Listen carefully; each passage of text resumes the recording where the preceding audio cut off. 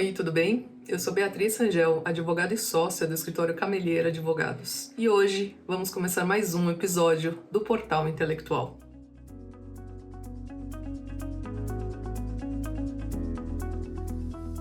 Primeira coisa que eu queria bater papo aqui com vocês é justamente a diferença entre inspiração e superfeitos. É uma linha muito tênue entre uma e outra, tá? Ao meu entendimento. Por quê? Vamos puxar da memória, né?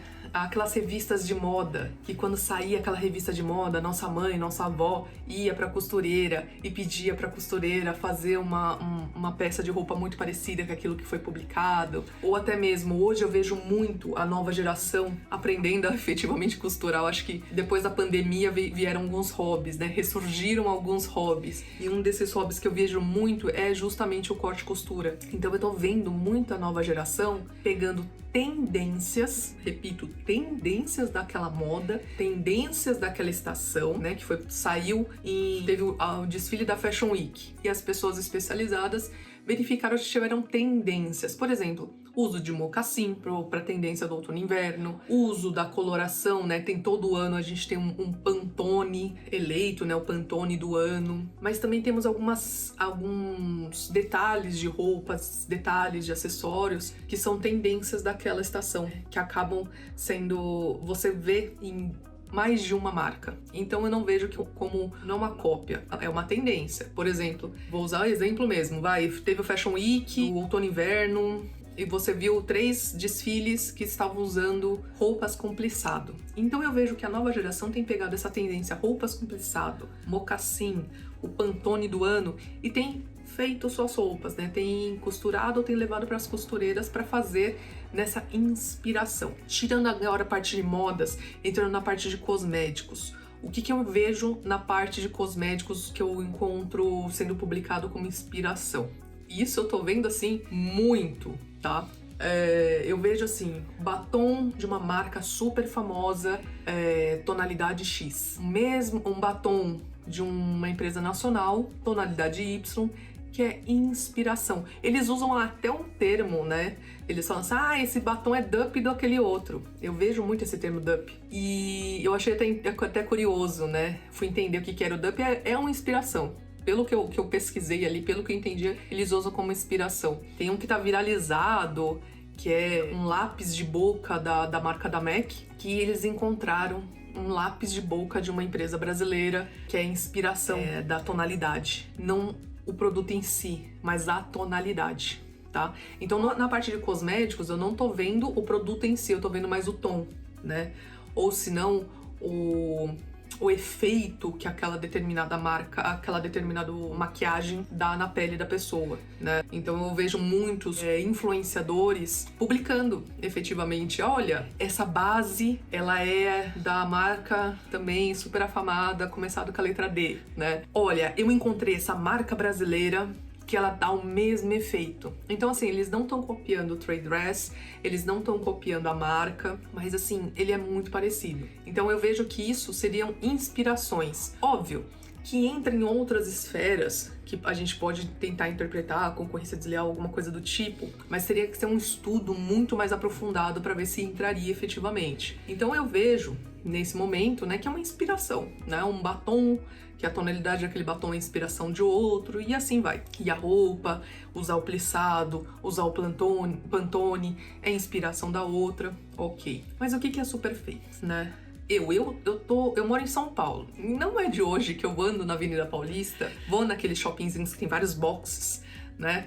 E me deparo com uma loja que vende bolsas, óculos, roupas, principalmente tênis. Eu vejo muito tênis, bolsa e óculos. E quando você olha, eu gosto de bolsa, eu não sou uma expert, mas eu gosto de ver bolsas. E quando eu olho aquelas bolsas, eu falo, poxa, ela parece tão igualzinha, né? Nossa, ela é quase idêntica àquela bolsa famosa da marca de Chanel, por exemplo, que eu gosto. Ou se não, nossa, aquela lá tá idêntica de Dior. Mas quando você vai ver, assim, se você puxar na internet, hoje em dia é muito mais fácil, né? A gente pega no celular e vê, assim, quais são alguns requisitos que tem pra mostrar que aquilo é verdadeiro ou não, né? Então você vai vendo, assim, talvez esse zíper aqui entrega que ele não é verdadeiro, né? E também tem Hoje em dia, com a tecnologia, a gente tem visto, eu tenho visto também, eu gosto de mochila também. Eu vi mochila com QR Code dentro. E com o QR Code para você descobrir se aquilo era verdadeiro ou não, né? Então, foi uma coisa interessante. Eu vi numa loja, eu perguntei pro vendedor, achei interessantíssima essa questão. Ele falou, não, é porque isso aqui é para mostrar que é verdadeiro. Quando é fake, né, eles copiam lá um QR Code X, mas não tem relação com o produto. Ou se tem relação com o produto, não é... Tem alguns detalhes, né? Ele me explicou, eu entendi mais ou menos isso, mas é mais para controle de... qualidade, não, mas controle para verificar se é verdadeiro ou não. E são as novas tecnologias que estão sendo usadas, né? Mas assim, voltando àquela questão do que eu vejo as bolsas falsificadas, né?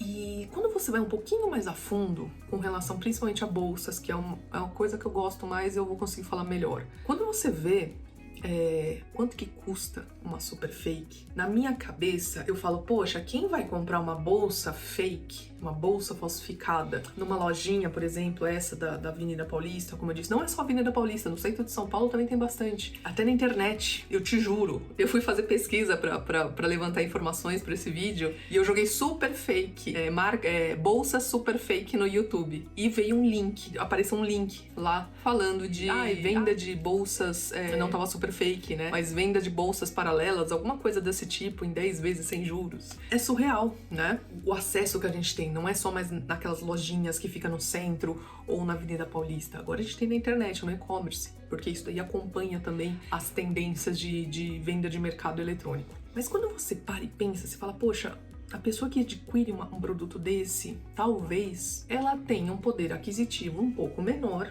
do que uma pessoa que compra a bolsa verdadeira. Pelo menos na minha concepção, seria isso. Só que quando você vai pesquisar, e eu te falo até uma fonte, tá? Isso saiu numa publicação na revista Piauí. A fonte que eu vi, e eu fiquei chocada, uma super fake, ela pode chegar a 30 mil reais. Marimê, super fake, 30 mil reais. Quem com 30 mil reais, né? Quem tem 30 mil reais e vai comprar uma super fake? Então você vê que não são pessoas de baixa renda, são pessoas com poder aquisitivo. Obviamente, essa mesma modelo de bolsa original, ela custa 450 mil reais. Mas a super fake é 30 mil reais. E o que eu tenho visto com relação... Por que aumentou tanto? Por que a gente tem visto tanto essa questão de super fake hoje?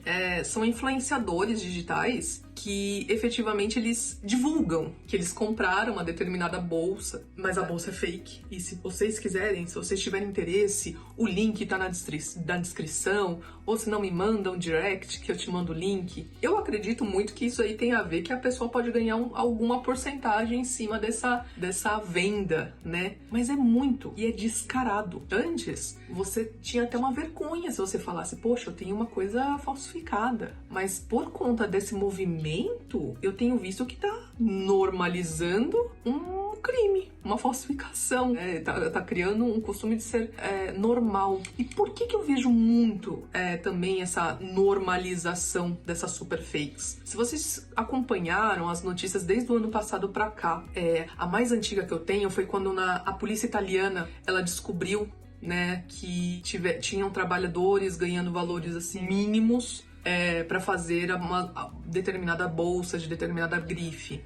Ganhava-se, sei lá, acho que... Nossa, era muito pouco comparado ao valor real da bolsa. E isso ficou assim, foi uma barbaridade. Foi um tapa na cara de quem gasta dinheiro e faz questão de ter aquela marca no seu armário, né? E quando você compra essa marca, pelo menos eu falo, poxa, eu tô comprando a experiência, né? Eu tô comprando a qualidade, a história, eu tô comprando muita coisa, não é só um produto, eu tô comprando várias coisas junto com aquilo. Então, o que eu vejo, assim, por conta dessas notícias, e também por uma recente agora, que foi mais agora no começo do ano, quando saíram aqueles inúmeros vídeos de fabricantes chineses, principalmente chineses, falando que eles fabricam a bolsa ou o tênis, eu vi de bolsa e tênis, de determinada marca, compra direto comigo, que é mais barato, que foi justamente naquela época da taxação, né, que o Trump fez com os fabricantes chineses, né? Então, assim... Isso daí talvez tenha corroborado para essa questão da alta demanda do público comprar super fakes e achar isso normal. E, por favor, gente, isso não é normal. né? Convenhamos. E agora falando sobre questões da propriedade intelectual, né? Com relação a essas superfakes. O que a gente tem das superfakes com a propriedade intelectual? Eu acho que muitos de vocês já sacaram. Desenho industrial, né? Marca. Então, assim, eu fiz uma busca direcionada para aquela bolsa Birkin da Hermès, né? E desculpa se eu estiver falando errado o nome da marca, não me julguem. Mas, assim, eu fiz essa busca direcionada e eu vi que ela tem desenho industrial protegido, em vigor. Tá tudo jóia. E aí? Se eu tô pegando eu tenho aquela proteção daquela forma plástica, né? Com aquela forma, e eu tô copiando, eu tô fabricando um produto idêntico ou similar, eu tô tendo uma infração com desenho industrial. Se eu pego essa bolsa, que eu já copiei a forma dela, e coloco lá a marca da grande grife, né? Eu tô incorrendo em contrafação de marca. Por quê? No banco de dados aqui do INPI, tem a marca nominativa, a marca mista e a marca figurativa. Então ele tem a proteção dentro do território nacional, né? Fora a concorrência desleal, né, que a gente tem aqui no meio. E uma coisa muito, muito importante, que eu acho que é interessante a gente falar. Tirando essa parte do registro, desenho industrial, registro da marca. Se a gente pegar, por exemplo, aqueles fabricantes da China, que colocaram vários vídeos no TikTok falando que, olha, eu fabrico, é mais barato, compra direto comigo, que teve essa questão, principalmente nessa época da taxação, né, da China, dos produtos da China, e viralizou esses vídeos naquela rede, o TikTok, né? Se aquilo for real, você concorda comigo que toda essa negociação, independente se ele compra insumos da China, mas assim, você entende que toda essa negociação, ela tem um contrato muito bem trabalhado para que aquele fornecedor da China forneça para essa marca famosa? Eu acredito que sim. Então a gente não está aqui apenas com contrafação de marca, contrafação de desenho industrial. Nós estamos aqui diante de uma quebra de contrato. Uma quebra de contrato que pode ter uma multa altíssima, pode ter cláusula de confidencialidade, cláusula de exclusividade e N outros assuntos que podem ter dentro dessa negociação. Então, assim, o que nós, como profissionais da propriedade intelectual, temos que fazer? Nós temos que nos deparar com esse tipo de situação e dar total amparo aos nossos clientes com relação a isso, né? Justamente ver se tem cláusulas contratuais que estão sendo quebradas, além das questões de marcas que estão sendo contrafeitas, desenhos industriais que estão sendo contrafeitos. Eu não fui a fundo para ver se tinha alguma patente envolvida em algum produto de alta grife, tá? Mas se tiver uma patente, né, envolvida nessas questões, a gente também tem contrafação de patente. Então, o que nós temos que fazer? Nós temos que nos preparar para dar um melhor suporte para o nosso cliente com relação a isso, tá? E você, como empresário, o que você tem que fazer? E eu tô falando assim, Bia, você tá falando muito marca estrangeira. Mas espera aí, a gente tem marca nacional aqui, né? Imagina, por exemplo, um produto nacional sendo copiado lá fora. Então, o que nós aqui também temos que fazer é nos proteger. Entender que a sua marca, dependendo do seu produto, se ele tiver uma originalidade, uma novidade, preencher os requisitos de registrabilidade do desenho industrial, você tem que proteger, né? Por quê? Porque ele pode sair daqui, ou até mesmo dentro do mercado nacional, um terceiro copiar aquele produto ou aquela sua marca. Então é isso que nós temos que fazer como empresários nacionais, pensar que a nossa marca não é só uma marca, pensar que o nosso produto não é só um produto. Ela pode ter coisas atreladas a ela que dá valor, né?